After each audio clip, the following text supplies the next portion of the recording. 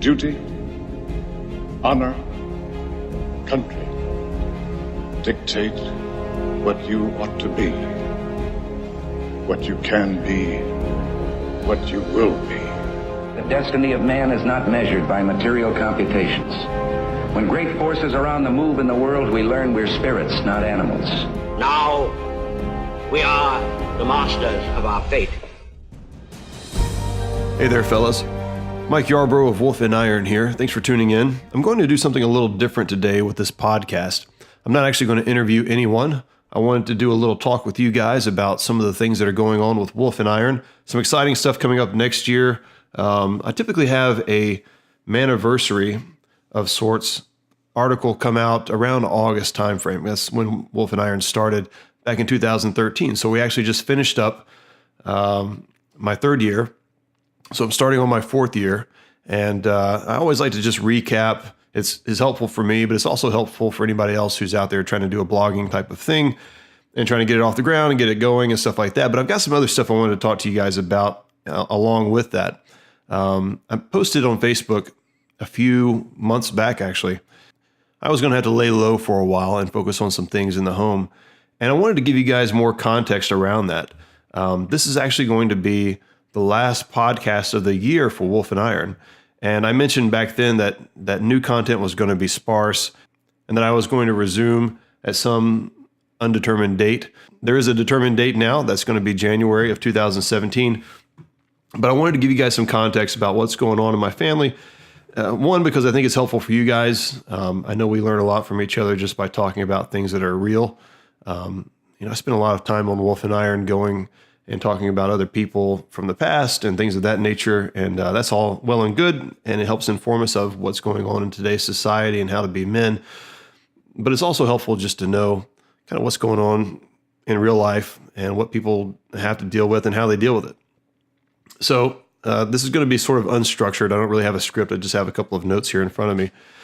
So I'm going to talk a little bit about family life stuff first, and then I'm going to jump into the Manniversary piece, which will talk about what Wolf and Iron is doing in terms of page views and things like that, how that looks, and then also some exciting stuff coming up next year. Okay, let's go. So if I'm just going to be blunt about this, I had to take a break because I had family issues to work through, and some of them were my fault. I had marriage problems, which I'll talk about in a second. I had relationship issues with my sons. I had and then one issue, which was actually a good issue to have, which is my oldest is actually going to college pretty soon. So we homeschool. He's 17, but he's a senior. He's basically done with school. He's just taking some stuff now at a community college. And, but he's looking at going off and leaving the home. So there's, definitely a part of me that wants to spend as much time with him as possible before he leaves the house. But there's also, a part of me that really wants to, and I need to be involved in the practical things to actually get him into college, trying to find scholarships and all that kind of stuff. He's a bright kid. He's got great scores academically, so no issues there. A lot of great character. So I know he'll go somewhere, but I want to be part of that. And I want him to know that I'm a big part of that. And I'm a big champion for what his future holds. So that's pretty much it for that piece. I'm still working through that. And that's one of the reasons that Wolf and Iron is not going to start back up until January. But let me just start with the marriage stuff first.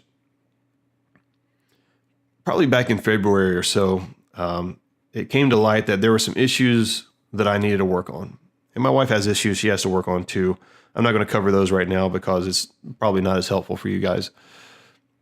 But my issues were that I have a tendency to sort of distance myself from relationships and from my wife. And I knew this about myself. Actually, this was something that was starting to resonate with me. As you get older, you begin to kind of see yourself outside of yourself. And I begin to have an awareness that I would kind of hold back from having deep relationships, especially with my family.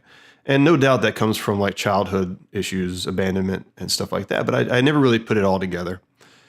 And for those of you who know me, I'm an optimist. I tend to see the bright side of things, even when things are probably, going downhill. And I'm typically an optimist about myself. I know that there are things that I'm good at. For example, I'm good at communication, especially with other men. These kind of channels I do pretty well at. I'm pretty good at marketing. I'm an entrepreneur. I have some musical talent, and I do pretty good job at work, et cetera, et cetera.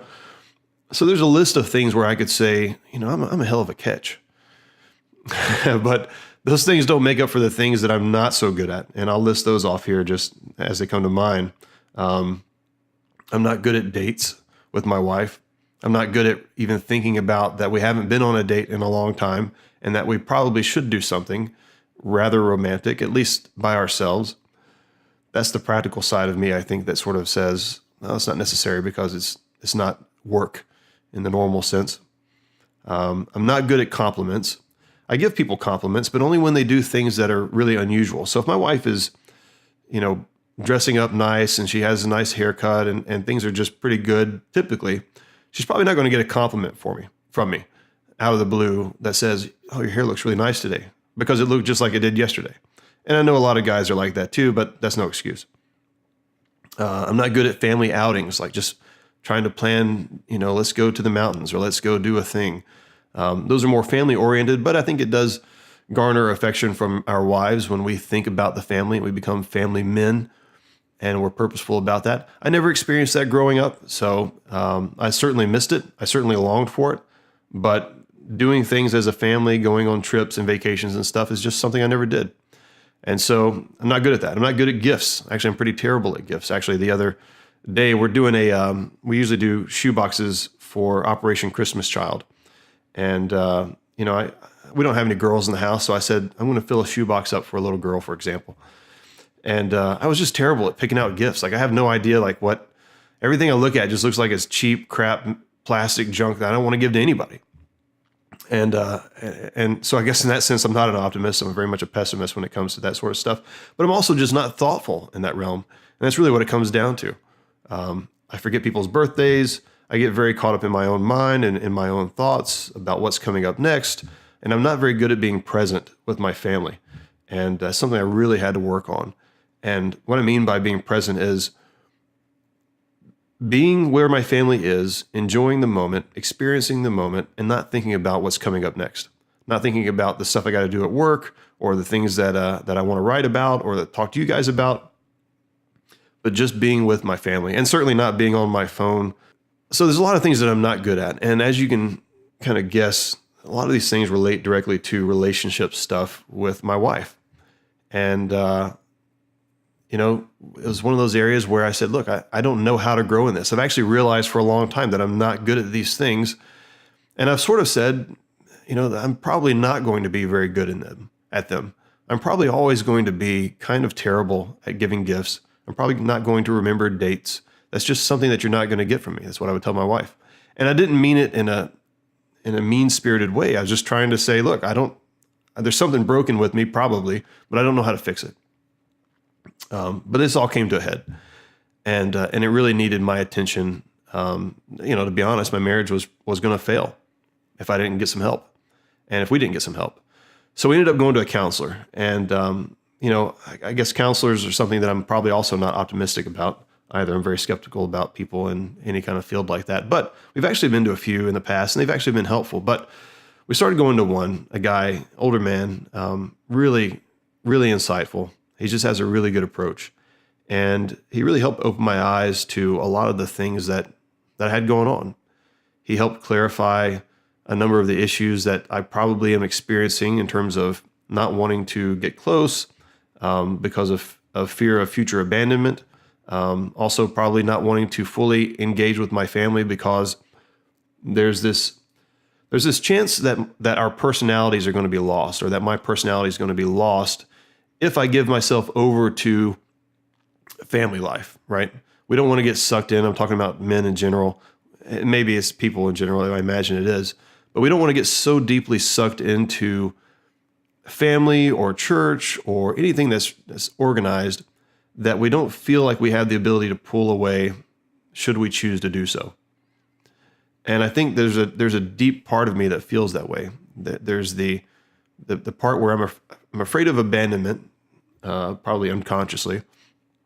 And then there's a part of me that says, I don't want to get too close because it's going to override my own desires, the time that I want to spend writing or thinking or watching my own show or doing whatever it is. And I'll say it right now, I'm awesome in the house. I mean, as far as like helping out, being around, being a part of things, doing dishes, helping keep things clean, etc., etc., I'm on point. I do those things. I cook, I help out. So I'm not I'm not trying to like miss my time in front of the TV, because that's usually spent with my family anyhow. But as an example, we don't want to be so sucked in by whatever else everyone else has going on, be it good things, that we miss out on the opportunity to live our own lives.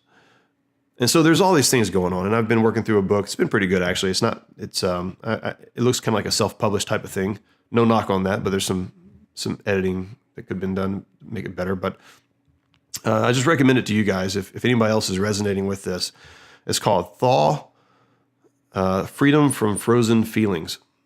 And it's basically just kind of outlines some of the different ways in which we, when we're kids, and family dynamics produce some of the anxiety and some of the issues that may be going on. They're kind of like under the surface types of things that we probably don't realize that are there.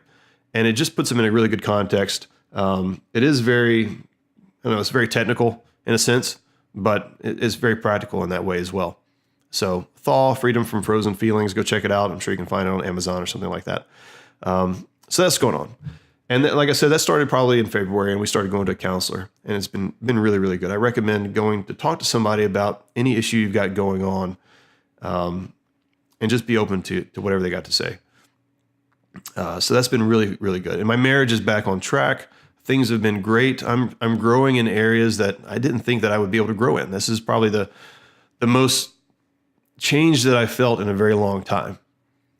And I want to reiterate, I had to take specific time and focus to do it. It wasn't something I could do as sort of a side project. Wolf and Iron takes a lot of my time and a lot of my attention, and I enjoy it. So it doesn't feel like it takes a lot of my energy. But this was going to take a lot of my energy, and I knew it. And so I had to step back and really focus on my family. And I'm going to tell you guys right now, if you do that, you will see some pretty amazing changes in yourself. But you've got to be open to calling yourself out. And it also helps if you've got some accountability outside of yourself. Recognize that, you may have issues in your marriage, may have issues with your wife, even things that she's still dealing with. But, even if your relationship fails, which I think is always the last resort, but if your marriage fails, you don't want to take into the next relationship all the garbage that you're probably bringing into the first one. So take the time to get your stuff sorted out. And I'll tell you kind of what it feels like for me. I think it's always helpful to know what it feels like to come to an awareness that you're broken in a certain kind of way, but that you also know that you need to get fixed. And for me, it's this sort of in the moment. I realize that I'm pulling back. I realize that there's a part of me that says, I want to give my wife a compliment, but I'm sort of scared to do so. But then I go ahead and give the compliment anyhow. And becoming more aware of those moments, I had one of the big revelations for me was that my dad called, and as you guys know, my dad's an alcoholic, and it may have been around my birthday actually.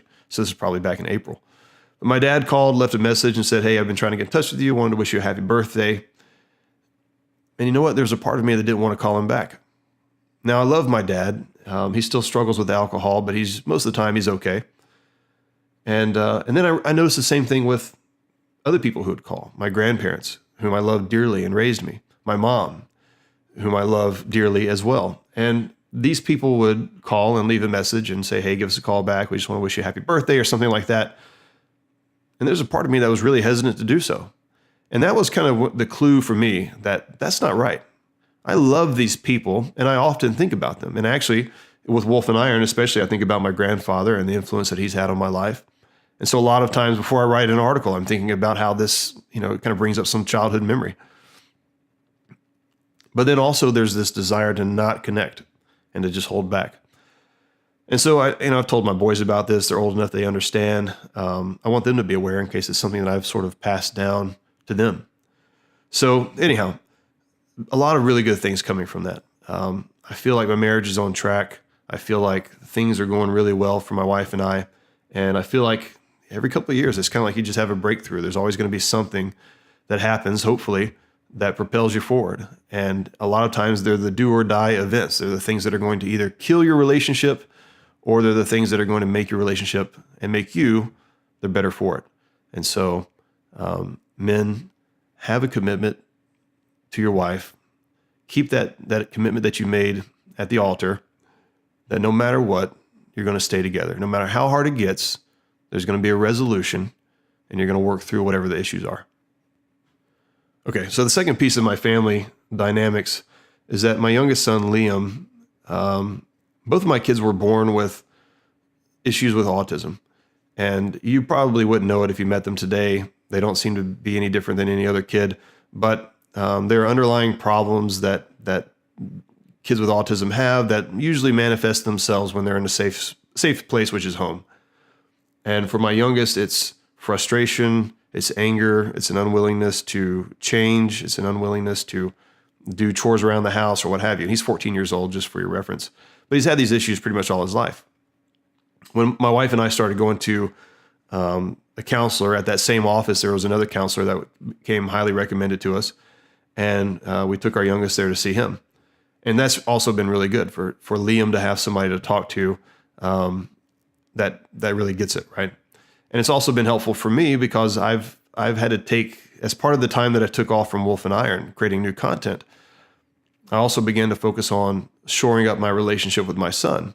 Because when he gets angry, my reaction is to get equally angry and more fierce to kind of bring things down. So it all basically comes up to a head and then it levels off for a while. Of course, that's destructive to the relationship. It's not good at all. And that's not what I want to have happening in my life. And I know this, and I've known this for years, and I've taken steps to try and fix this, but I knew that it was something that I really wanted to get right. And a lot of this has to do with my oldest going into college, and I'm thinking, man, there's things we should have done. What's our relationship going to be going forward? And then so that, of course, causes me to reflect, oh, wait, I've got a kid still at home. He's going to be at home for the next several years probably, so I need to get that right. And, we tend as men to get into this homeostasis. This is just the way things are. This is life as we know it, and it's good enough. And I don't want it to be good enough. I want it to be the best it can be. And so I took some time off. I began reading a book. The name's going to escape me right now.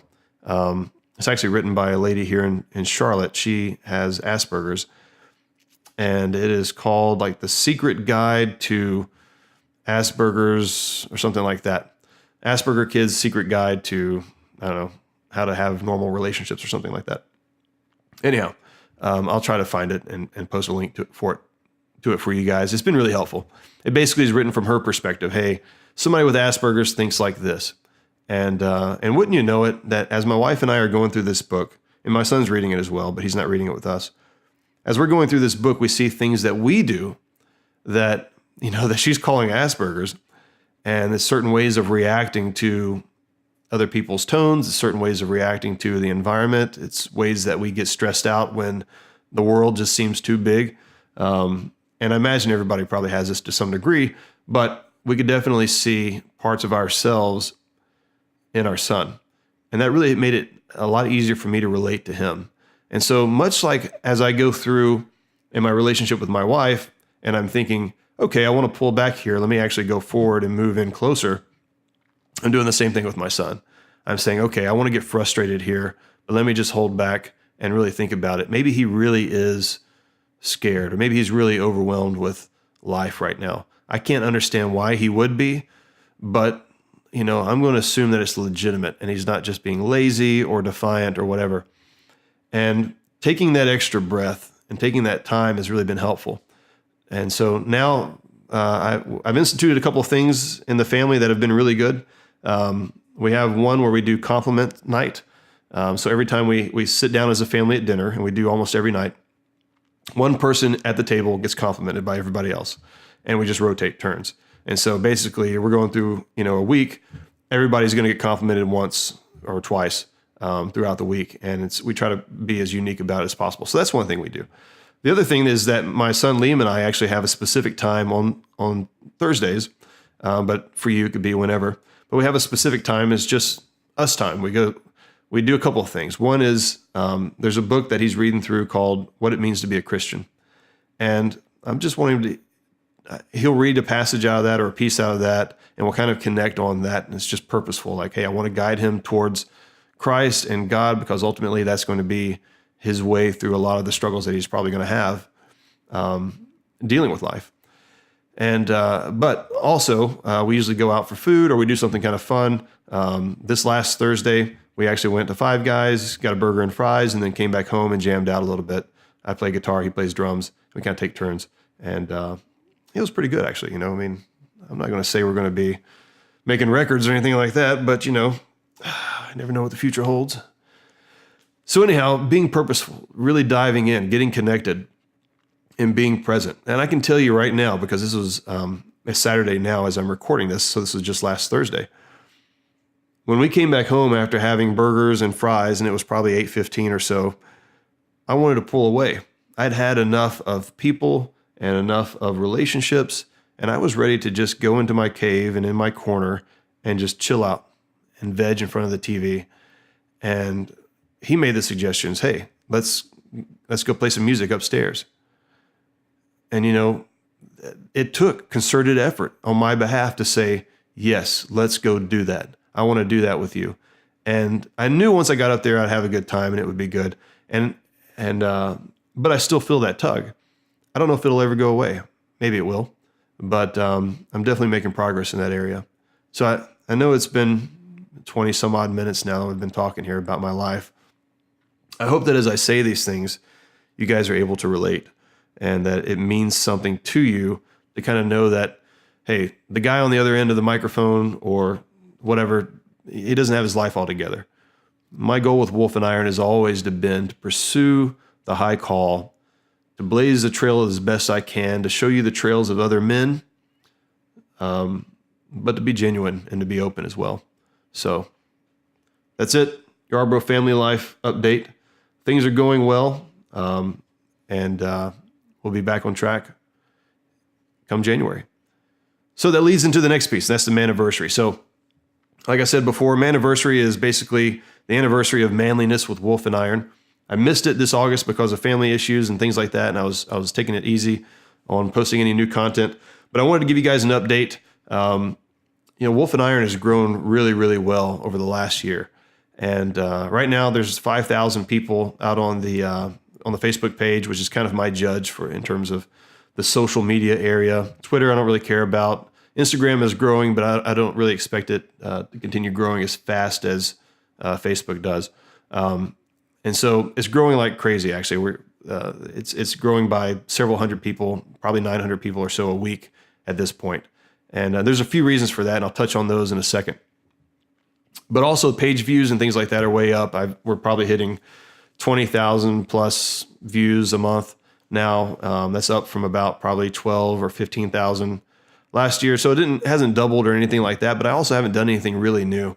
I've spent a lot of time this year focused on podcast and trying to figure out how can I get a good flow going with podcast. And, one of the things that's really cool about podcast is that you guys are really, people that I don't expect to be engaged are really engaged in it. When I post something on Wolf and Iron, for example, a new article comes out, I might get 100 hits on it the day of. And over time, as Google picks up on it, it gets more and more, and it becomes, kind of a larger figure in whatever the Wolf and Iron blogging sphere happens to be. But the podcast, you guys hit it like crazy. I mean, you guys just go after it. So I see that that's a way to engage you guys, and that's very meaningful to you. So I want to continue with that. So what's going to be happening next year, starting in January, but because there's a little bit of delay between when I record the podcast and when they get released, it'll take a while for this to kick off. But I'm going to continue doing the podcast. It'll probably still end up being every 2 weeks. But I'm also going to have something called 5 Minutes of Manliness, and this is going to be every week. And this is going to be really fun because it's just 5 minutes, so it's pretty short. It'll be a video primarily, so you can watch it as a video, but I'll also take the audio from the video and make that into a podcast. I'll try to do a transcript as well, so it'll be posted out on the website. So it'll be 5 minutes, and you guys I'll cover a lot of different topics, just sort of probably off the beat kind of things, maybe social issues and things that are going on. in the world right now, maybe the state of America after the election this year.